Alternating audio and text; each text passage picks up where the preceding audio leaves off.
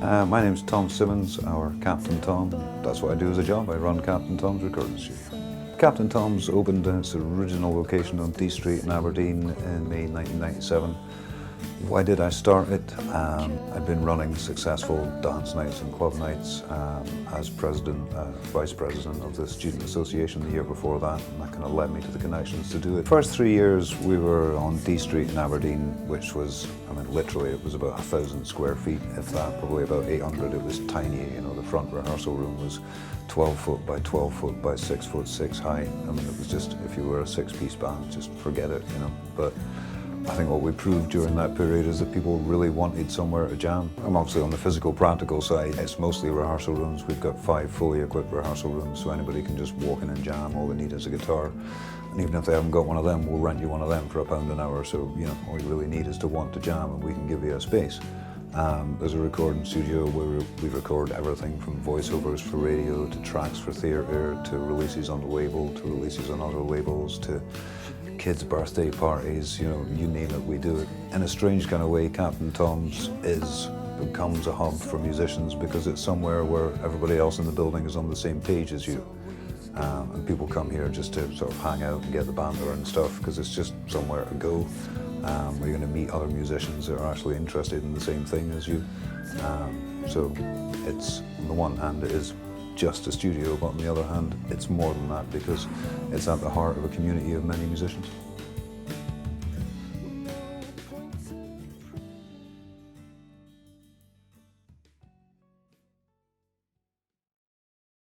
Hello and welcome to Live at Captain Tom!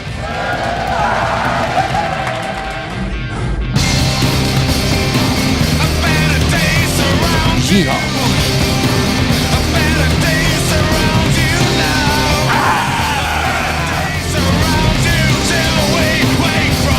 Release your smelly, you're one-eyed and you're dead.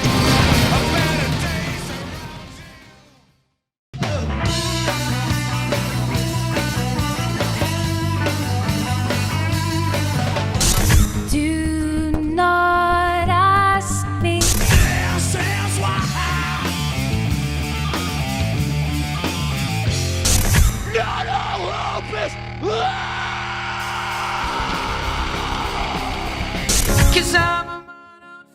I am Magenta Lust and I co-host Live at Captain Tom's, but I do a lot of background work where I write up our cue cards and I contact the bands asking them for information so we can have the beautiful song titles on the screen and find out what their tech is. So I do a lot of background work and lots of running around.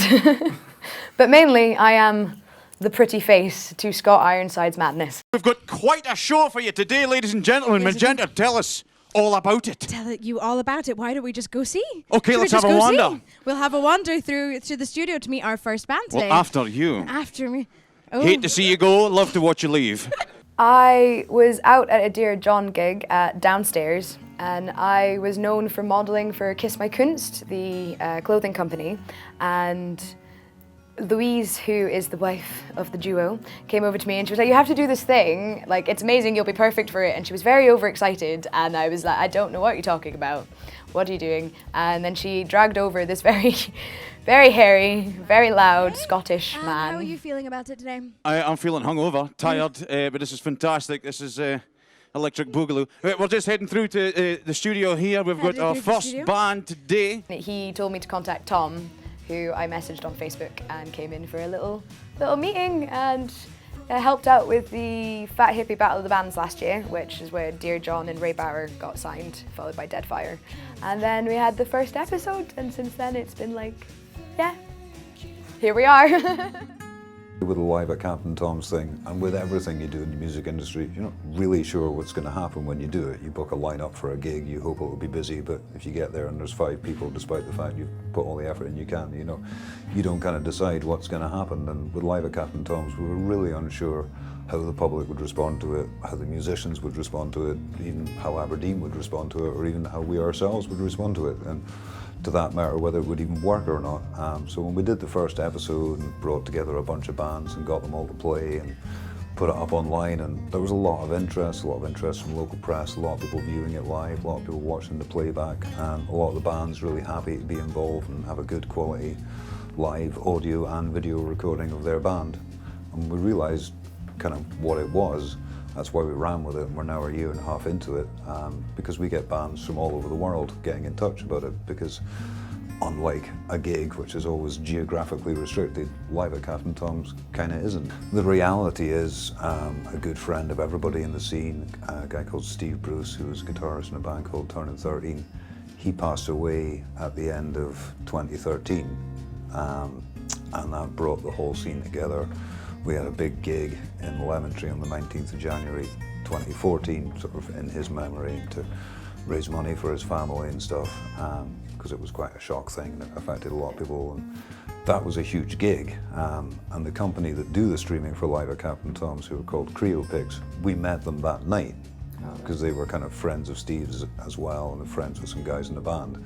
When they heard about the gig, they came and offered to stream it sort of worldwide for free, because they had the technology, and there were people that knew Steve all over the world that wanted to be there that couldn't afford to come in, so they did that, and it was all kind of grew out of that night. All of us were together, the other people behind the scenes, the KMK guys and stuff, and the audio engineers, all the people involved were in that room that night, and we kind of collectively realised we could do it that night. Scott Ironside was the MC that night as well, so you know, that's where it all started. We all kind of woke up in the morning and collectively realised that we had the pieces to have our own show if we wanted. So a couple of meetings later, and Live at Captain Tom's was born. It's just this general family feeling that you get, but it's also this the unexpected. It doesn't matter how much cue cards I write, I still fall over things.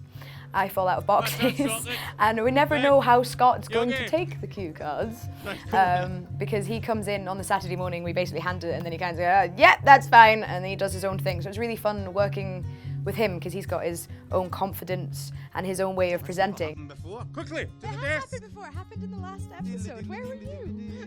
I was probably not paying attention. Guys, once again, Terry John oh my God, it's happening here.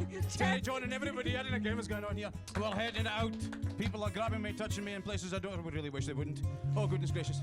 So it helps me to present better, I guess. But yeah, it's just the general whole family vibe, and when the musicians are here, it's just wonderful, really. It's just, I suppose, everything, but the favourite thing is just the unexpected randomness and the banter of it all, because you never know what's going to happen.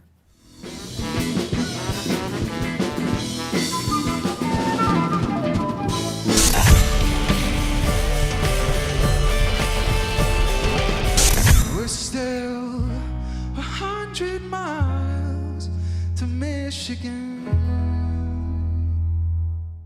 I think, like a lot of these things, especially at the start, we were all just kind of decided we're going to do this just to prove to ourselves that we can as much as anything else. And then if it happens to work and be popular, then yay, we'll roll with it. But more than anything else, we're just going to try and make it happen and see what happens because of it.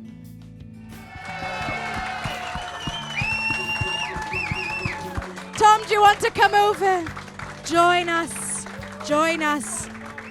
Join us. How do you feel today's first episodes went, Tom? Absolutely brilliantly. I'm just delighted to have so many people tuned in. One ace vibe in the building. It's just been brilliant. What an amazing thing for the Aberdeen music scene. Yeehaw.